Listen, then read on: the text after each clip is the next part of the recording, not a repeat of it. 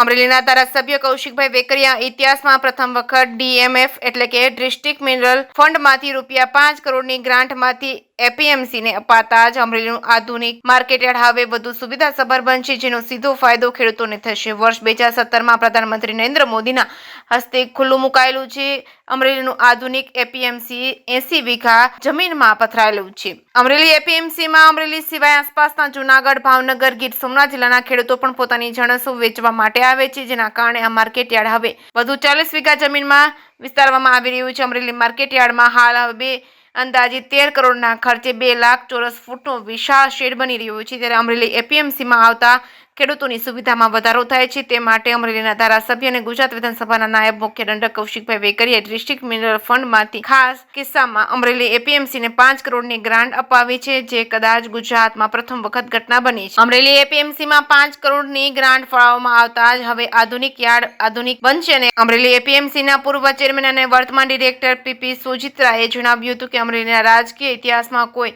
ધારાસભ્ય કે સાંસદ દ્વારા ખેડૂતોની આ સંસ્થા માટે આટલી મોટી રકમ ફાળવી નથી। અમરેલી એપીએમસીમાં મગફળી, કપાસ, ઘઉં, બાજરી જેવી ખેત જણસોની હરાજી તો થાય જ છે, પરંતુ હવે આગામી દિવસોમાં લાલ મરચા, ડુંગળી, લસણને લેવેચ પણ અહીં મોટા પ્રમાણમાં શરૂ થશે, જેના કારણે ખેડૂતો અને વેપારીઓને મોટો ફાયદો થશે। અમરેલી એપીએમસી હવે 80 વીઘામાંથી 120 વીઘા જમીન ઉપર કાર્યરત થઈ રહ્યું છે, ત્યારે ધારાસભ્ય કૌશિકભાઈ વેકરિયા દ્વારા આપવામાં આવેલ 5 કરોડની ગ્રાન્ટ એપીએમસી સુવિધાઓમાં પણ જબરો વધારો થશે। જે કે સિંહ ગુજરાતી સાથે જૈનિક સુજિત્રા, અમરેલી। ખાસ તો મારે પેલા સર્વપ્રથમ એપીએમસીના પૂર્વ ચેરમેન આદરણીય પીપી સોજિત્રાને મારા અભિનંદન આપવા પડે કે અમરેલી જિલ્લા મથકનું એપીએમસી જેમને પોતે સપનું જોયું હતું સમગ્ર સૌરાષ્ટ્ર માટે ઉપયોગી થઈ શકે એ પ્રકારનું એપીએમસી પીપી સોજિત્રાની આગેવાનીમાં જે રીતનું એપીએમસી બન્યું છે એના ભૂતોના ભવિષ્ય હું આત્મસલાખા સાથે મારે કહેતો નથી, પણ પીપી સોજિત્રા ન હોય તો એપીએમસી બનવું મુશ્કેલ હતું। પોતે પોતાની હિંમત દાખવી અને ખૂબ મોટા પ્રમાણમાં ખેડૂતને ઉપયોગી થઈ શકે એ પ્રકારનું એપીએમસી પોતે બનાવ્યું છે। હું એપીએમસીમાં 2 ટર્મ ડિરેક્ટર પણ હતો, ત્યારે પીપી સોજિત્રા ચેરમેન હતા।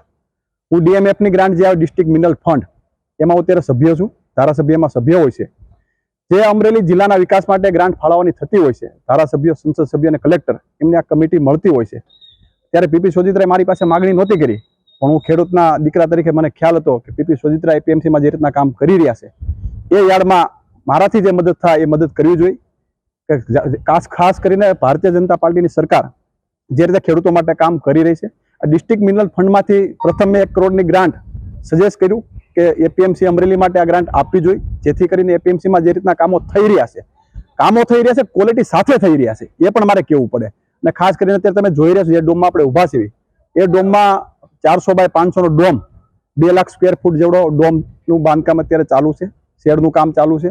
ને એ અનુસંધાને મને ફરી વિચાર આવ્યો કે 1 કરોડ તો હજી સામાન્ય રકમ કહેવાય, મારાથી થતી મદદ એપીએમસીને આપણે કરવી જોઈએ કે દરેક ખેડૂતો એપીએમસીમાં આવતા હોય છે। અને ખાસ કરીને ફરી મેં પીપી સાહેબ જોડે વાત કરી, સાહેબ તમારે એમાં બીજી કાંઈ દરખાસ્ત હોય તો મને જણાવો સાહેબ, કે મારે શેડના પણ કામ ચાલુ છે। થોડાક સમય પહેલાં 12 રોડ ઉપર ખૂબ ટ્રાફિક થયું, ત્યારે તાત્કાલિક એપીએમસીએ જમીન પોતે ખરીદી અને તાત્કાલિક ખેડૂતો માટે વ્યવસ્થા પણ ઊભી કરી હતી। એ અનુસંધાને એપીએમસી અલગ પ્રકારની એક લોન પણ લીધી હતી, એટલે 5 કરોડ જેવું જો સાહેબ કે ગ્રાન્ટ થઈ જાય તો એપીએમસીને ખેડૂતને ખૂબ મોટો ફાયદો થાય। એ અનુસંધાને મેં ફરી કલેક્ટર સાથે વાત કરી અને અમારા સંસદ સભ્યો, ધારાસભ્યો સાથે સંકલન કરી અને ફરી 4 કરોડની ગ્રાન્ટ આપવા માટેનો નિર્ણય કરાયો છે। આગામી દિવસોની અંદર એપીએમસીને 5 કરોડ જેવી ગ્રાન્ટ ડીએમએફ ફંડમાંથી મળવાની છે। હું કોઈ આત્મસલાખા કરતો નથી, મારી ફરજના ભાગરૂપે આ ખેડૂતો માટેની સંસ્થાને મેં મારો ફરજનો ભાગ સમજી અને ખેડૂતોની સંસ્થામાં મેં ગ્રાન્ટ ફાળવવા માટેની એક વ્યવસ્થા ઊભી કરી છે। સાહેબ, અત્યારે એપીએમસીમાં જે વિસ્તરણની કામગીરી ચાલે છે એ આખી વાત કરો ને। અમરેલી એપીએમસી આજથી 9 વર્ષ પહેલા 17/9/17 માનનીય વડાપ્રધાન નરેન્દ્રભાઈ મોદીના હસ્તે અમે ઉદ્ઘાટન કરેલું, ત્યારે આ 80 વીઘા જમીનમાં 100 કરોડના ખર્ચે અમે આ યાર્ડ ઊભું કર્યું હતું। હાલ જુનાગઢ, ભાવનગર અને અમરેલી 3 જિલ્લાનું મુખ્ય યાર્ડ છે આ, જેથી દિવસે ને દિવસે ટ્રાફિક વધતો જતો હોય અને જણસીની આવકો વધતી હોય એમ અમે ગયા વર્ષથી લાલ સૂકા મરચાની જણસીની શરૂઆત કરી છે। તો એમાં ગોંડલ, રાજકોટ, જામનગર ત્યાંના ખેડૂતો પણ આવવા માંડ્યા છે અને 2 કિલોમીટર સુધી લાંબી લાઈનો થતી હતી। અમારી આર્થિક સ્થિતિ સારી નહીં આવકના પ્રમાણમાં ખર્ચ ઝાઝા કરીએ છીએ, કારણ કે સતત વિકાસના કામ ચાલુ જ હોય છે. હાલ પણ અત્યારે આપણે જે ઊભા છીએ એ 12 કરોડના ખર્ચે 2 લાખ ચોરસ ફૂટનો આ ડોમ બની રહ્યો છે. હજુ પણ ખેડૂતોની સુવિધામાં વધારો થાય એટલા માટે નવી 40 વીઘા જમીન રાખી છે. આ જમીનમાં 4 લાખ ચોરસ ફૂટના શેડ કરવાના છે, વેબ્રિજ કરવાના, ટોયલેટ બ્લોક કરવાના, રોડ રસ્તા, ભૂગર્ભ ગટર. હજુ પણ અંદાજિત 20-25 કરોડનો ખર્ચ બાકી છે.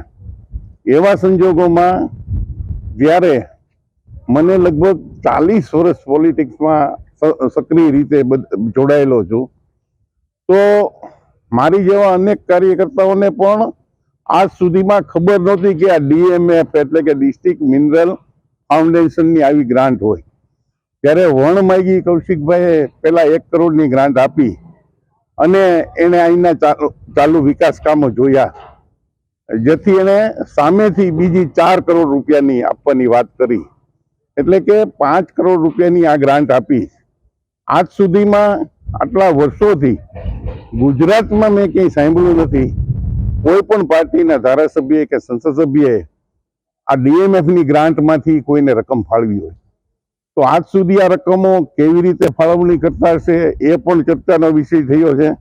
અને સૌ પ્રથમ પહેલી વાર જ આ કૌશિકભાઈએ જાહેરમાં આવી સંસ્થાઓને અમરેલી શહેરમાં 5 કરોડ, આવી રીતે નાના નાના ગામડાઓમાં પણ 50 લાખને કરોડ આપ્યા છે.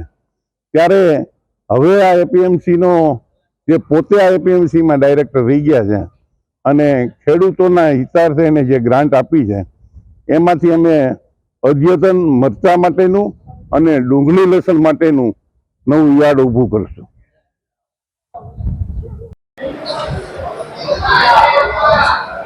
અત્યારે માર્કેટ યાર્ડનો વિસ્તાર વધી રહ્યો છે, હા વધારે સુવિધા થઈ રહી છે, હા ગ્રાન્ટ પણ આપી છે. આખી વાત કરો તો એનાથી શું ફાયદો થશે? એનાથી મુખ્ય ફાયદો તો ખેડૂતને અને વેપારી લેનાર વેચનાર બંનેને ખૂબ ફાયદો થશે. આપ જોઈ રહ્યા છો કે અત્યારે એક નવો શેડ બની રહ્યો. એ સિવાય કૌશિકભાઈ યંગ નેતા છે એટલે એની ગ્રાન્ટ આવી એટલે લોકોને વેપારની અંદર માની લો કે અહીંયા આપણે સારા સારા મશીનોની જરૂર છે, સારા શોર્ટેજ પ્લાનની જરૂર છે, કોલની જરૂર છે. ખેડૂતો માટે વેરહાઉસ તો છે જ ઓલરેડી, પણ છતાં આગળ જે આ શેડની ને એવી સુવિધાઓ છે એ ખૂબ વધશે. અને અત્યારે આપ જોઈ રહ્યા છો કે અમરેલી માર્કેટ યાર્ડ કોઈ પણ વ્યક્તિ અંદર ઘરે ને એટલે એકવાર એમ લાગે કે આપણે ફોરેનમાં એન્ટ્રી લીધી, એટલો વિકાસ છે અંદર. એમાં રાતના ટાઈમે જો કોઈ બહારનો એક્સપોર્ટર હોય કે ખેડૂત હોય ને આ અંદર એન્ટર થાય ને એટલે એને ઓટોમેટિક એવું ફીલ થાય કે હું યોગ્ય જગ્યાએ મારો માલ વેચવા આવ્યો. નવો શેડ બને જેમાં મરચાનો વેપાર શરૂ થશે, એનાથી શું ફાયદો થશે? મરચા છેલ્લા ઘણા વર્ષોથી આપણે જોઈ રહ્યા છે ગોંડલની સાઈડ વધારે આવે, પણ છેલ્લા 2 વર્ષથી આપણી યાર્ડની લોબીએ ખૂબ અથાગ મહેનત કરી અને એ ગોંડલ જાતો જે માલ હતો એ થોડોક અમરેલી સાઈડ ડાયવર્ટ થયો અને આના હિસાબે અમરેલીના બ્રોકરોને ફાયદો થયો. ખેડૂતોને આગળ જવું પોસાતું નહોતું, ટ્રાન્સપોર્ટેશન વધતું હતું, એ થોડું ઘટી ગયું.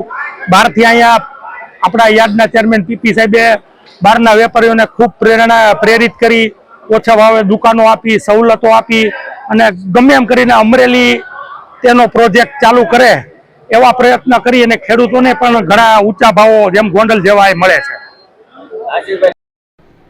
અમરેલીના ધારાસભ્ય શ્રી કૌશિકભાઈ વેકરિયા દ્વારા જે અમરેલી માર્કેટ યાર્ડ નવનિર્મિત જે બન્યું છે એના અંદર ખેડૂતોને લગતી શેડ, રસ્તાઓ માટેની સુવિધા માટે ₹5 કરોડની માતબર રકમની મોટી ગ્રાન્ટ ફાળવવા બદલ સમસ્ત ખેડૂત પરિવાર વતી અમે આભાર માનીએ છીએ કે આના કાર્યો થકી, આ વિકાસના કામો થકી ખેડૂતોને સુવિધામાં ખૂબ જ વધારો થશે અને જે વાસ્તવિક રૂપે ધારાસભ્યશ્રી અને લોક પ્રતિનિધિ તરીકે કરવું જોઈએ એ એમણે ખેડૂતોના માટે કર્યું છે. એ બદલ ફરી ખૂબ ખૂબ આભાર.